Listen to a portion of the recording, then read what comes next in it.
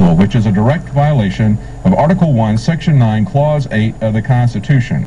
And actually, that's just an abbreviated list, of course. You know, he's been doing secret assassination lists where he denies people due process, even American citizens abroad. He signed the NDAA and said, oh, don't worry, I won't use it. I won't use the new power that I've given myself and other presidents. Well, you know, it was Thomas Jefferson that said, in questions of power, trust no man. He said, let no more be heard of confidence in man, but bind him down from mischief with the chains of the Constitution. Well, that means they have to actually obey the law that they've sworn an oath to. They actually have to pay attention to things like the First Amendment and the Second Amendment and the Sixth Amendment that guarantees our due process. But what Obama has done, as he did last summer with the Immigration Act, when he finds that he can't get support even amongst his own fellow Democrats, his own political party, what he'll do is an end around the legislation.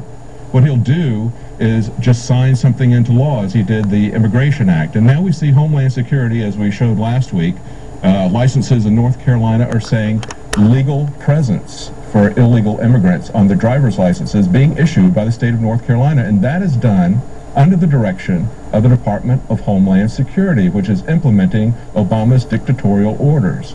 We also see that gun control, in my opinion, is being enacted by non-legislative means. He's going around Congress again, using Homeland Security again to try to buy up ammunition so that we effectively can't use our guns. There's another way to do gun control.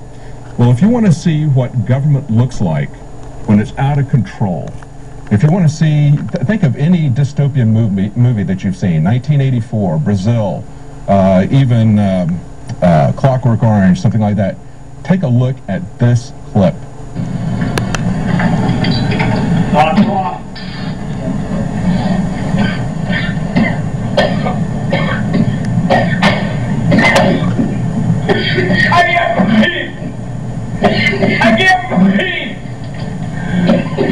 I can't breathe! Captain, I can't breathe! That's about as disgusting as police brutality in a police state get. If you think you can trust people because they work for the government, that they're from the government, therefore they're here to help you, watch that video. Watch it in its entirety. It goes on for a very, very long time. This is worse than the protesters that were being sprayed in the face in California. I think it was Berkeley, some university in California, where the cop, the security guard, just walked along and sprayed them in the face as they were sitting there. This guy is constrained. And this is what happens. This is the article. 1984's Room 101. Video from U.S. prison shows inmate held down and pepper sprayed at close range. And from the tape it says, you're never going to win. The guy who's spraying him says, the bottom line is the house wins every time. That's what Maine Correctional Center Captain Sean Welch said to a prisoner who was strapped into a restraint chair, his face coated with pepper spray, and his legs shaking in pain and fear. And in the video, we see Schlosser immobilized in the restraint chair and surrounded by officers in riot gear. He remains compliant until one of the officers pins Schlosser's head to the back of the chair. He responds by squirming and then spitting at the officer, and without warning, Captain Welch suddenly coats his face at close range with pepper spray from a canister that is only intended to be used on large crowds at a distance of 20 feet or more, according to an investigator's report. Schlosser chokes, fights for breath, pleads, I can't breathe. That's what you just heard in the clip. I can't breathe, Captain. But Welch does nothing. Instead of following accepted professional standards and rinsing away the liquid, he puts a spit hood on Schlosser and effectively traps the pepper spray against his face for over 20 minutes and refuses to let him wash the burning spray from his face and eyes. Now, unfortunately, what happens is there's no discipline for this officer. As it says in the article, the Maine Department of Corrections has closed ranks to protect this officer. And now what they have done, instead of prosecuting him or getting him out of the force, what they have said is they need to find out how to keep videos like this from leaking to the public. That's their response. Let's just don't let this kind of stuff get out anymore. You know, there are good cops and there are good prosecutors. And we're going to be talking to one later in the show, Jim Gierak from Law Enforcement Against Prohibition. We need to have honest officers and cops. And there was some honest officer or cop in that prison who leaked that video. There was some whistleblower who leaked that. that guy ought to get a medal. Instead, he's going to be in a lot of trouble.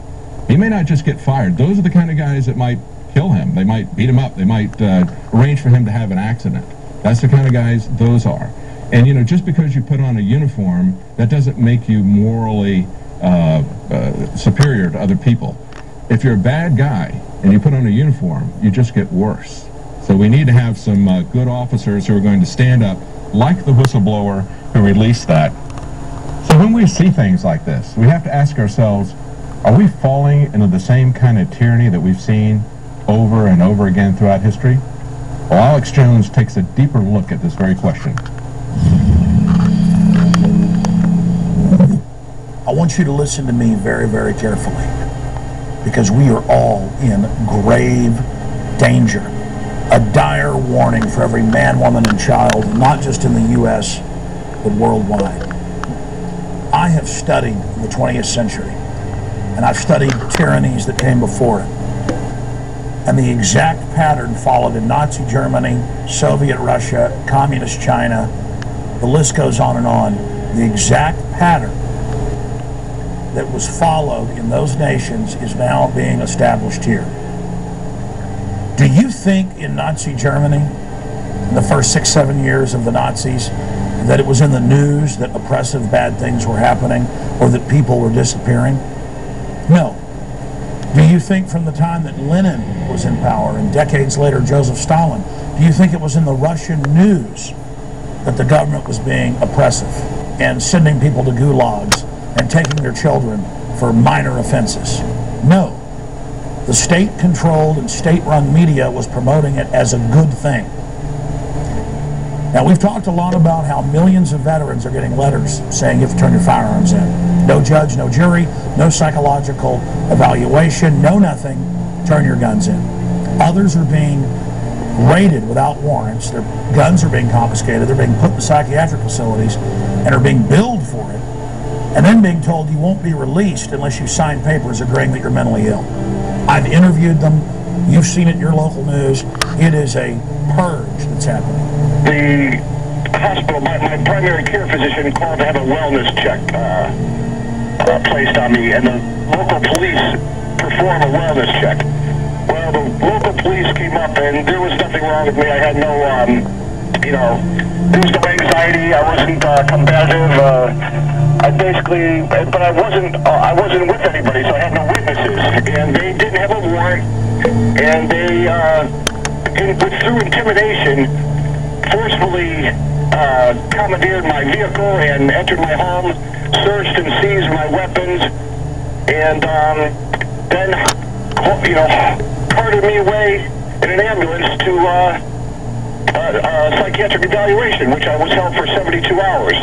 And Homeland Security says veterans, returning veterans, are the #1 terror threat, when statistically they have one of the lowest crime rates. This is a group being demonized. You've seen where Illinois has tried to put people in jail for life for filming or taping police in public, something completely protected under the First Amendment. 75 years behind bars. A prison sentence that long is rarely handed down, and it's usually just for murderers or rapists. But a local man faces 75 years in prison for a nonviolent crime. What he's accused of doing is something many people have done, but most don't realize it's actually illegal. It's a felony if you're taping. You guys are public. And recording. A dozen states are using eavesdropping and wiretapping laws to arrest people who record audio of law enforcement without their permission. I'm not shutting it off. Well, you're going to jail.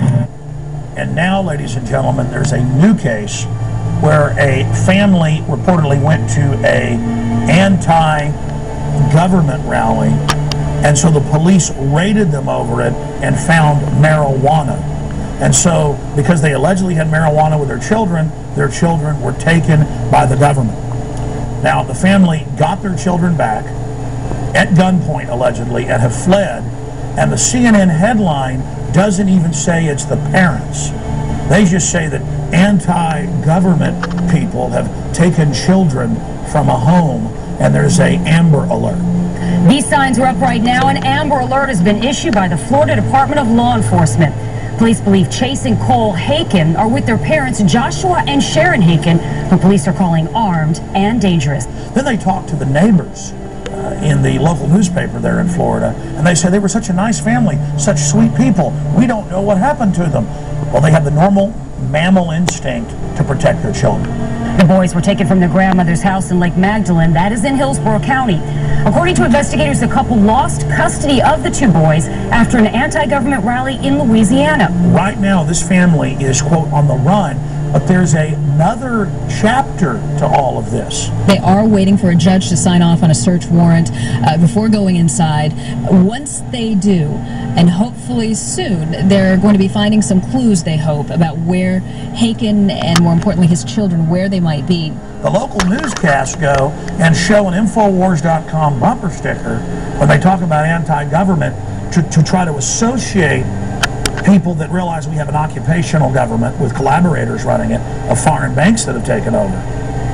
Trying to associate those of us that are real Americans and are aware of what's happening with terrorism or kidnapping children. Anti-government people steal kids, kidnap kids out of home. Don't say it's their parents.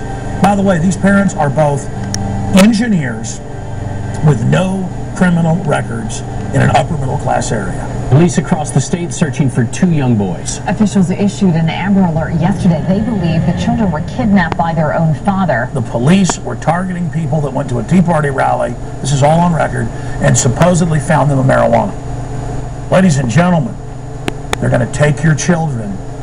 Think of the ultimate crime of that from good families over marijuana. We're also learning some new details about the family. The father, Joshua Haken, was arrested a year ago in Louisiana on drug charges. Amber Alert search continues for two boys abducted from grandmother's home by anti-government parents. And the headline shouldn't be anti-government people grab kids out of home. It should be authoritarian government kidnaps children over petty pot charge and parents fight back. This is how they're going to disappear everybody from marijuana or being anti-government or filming police in public.